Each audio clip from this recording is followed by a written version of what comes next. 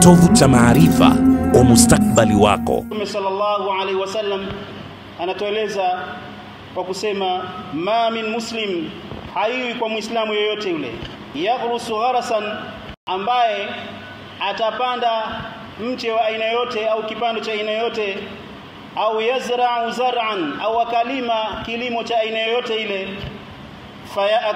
fayakulu minhu tayran, ikawa kilimo kile ikawa ni sababu ya ndege akapata chakula kutoka kwenye kilimo kile, au insan, au mwanadamu akapata chakula kutoka kwenye kilimo kile, au bahimatin, au mnyama akapata chakula kutoka kwenye kilimo kile, illa kana lahu bihi sadaqa, isipokuwa mtu huyu atakuwa tayari ameshatoa sadaka kupitia kilimo kile ambacho amekilima.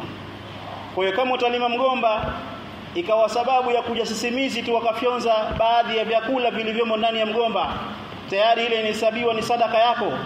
Akija nyuki akichukua sehemu ya maua ya ndizi akaenda kutengeneza asali, tayari wewe umeshatoa sadaka yako.